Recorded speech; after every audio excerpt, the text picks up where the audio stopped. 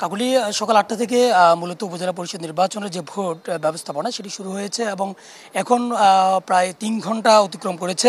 এর মধ্যে আমরা দেখতে পেয়েছি যে বিভিন্ন কেন্দ্রে কেন্দ্রে ভোটাররা যাচ্ছেন, তবে যে তুলনায় ভোটার রয়েছে সেই তুলনায় ভোটার উপস্থিতি অনেকটাই কম। তবে যারা ভোট দিতে আসছেন তারা একেবারেই খুব ধীর গতিতে তারা ভোট দিচ্ছেন এবং খুব সুষ্ঠুভাবে তারা ভোট দিচ্ছেন।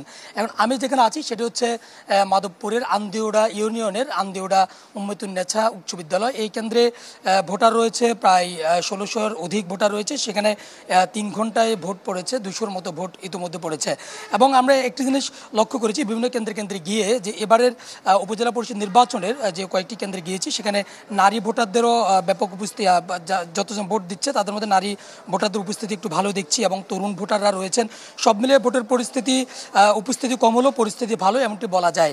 তবে এই উপস্থিতি কম পরিস্থিতি ভালো এর ভিতরেও মাধবপুরের উপজেলা পরিষদ নির্বাচনে যে ৩ জন চেয়ারম্যান প্রার্থী রয়েছেন তার মধ্যে সৈয়দ শাহজাহান এবং অসীমের মধ্যেই মূলত লড়াইটি হচ্ছে। জাকির হোসেন অসীম, তোর মধ্যে সৈয়দ শাহজাহান কিছুটা অভিযোগ তিনি তুলেছেন। তিনি বলেছেন যে কয়েকটি কেন্দ্রে ভোটার উপস্থিতি যেন না হয় সেজন্য তার বিপরীত পক্ষ যারা রয়েছেন তারা নানাবিধ চেষ্টা করছেন, এই ধরনের অভিযোগ তিনি তুলছেন। এবং তিনি বহিরাগতদের একটি সংখ্যা তিনি প্রকাশ করছেন যে এখানে বহিরাগতদের প্রবেশ এবং কেন্দ্রে বিশৃঙ্খলা সৃষ্টি হতে পারে এমনটি তিনি শঙ্কা প্রকাশ করছেন।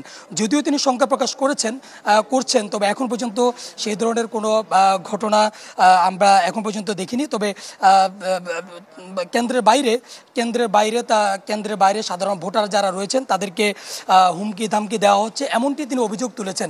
এই বেশ কিছু অভিযোগ এবং ভোটার উপস্থিতি পরিস্থিতি সব মিলিয়ে বলা চলে মাধবপুর উপজেলা পরিষদের যে নির্বাচনটি হচ্ছে সারা দেশের মতো মাধবপুরের ভোটার উপস্থিতি তুলনামূলক কম হলেও এখানকার পরিস্থিতি এখন পর্যন্ত ভালো।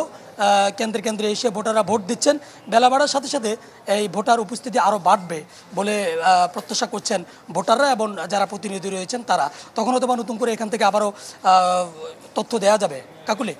আরিফ, আপনাকে ধন্যবাদ। দর্শক, চতুর্থ ধাপে উপজেলা পরিষদ নির্বাচনের খবর জানাতে হবিগঞ্জের মাধবপুর থেকে সরাসরি যুক্ত হয়েছিলেন সহকর্মী সুলতান মাহমুদ আরিফ।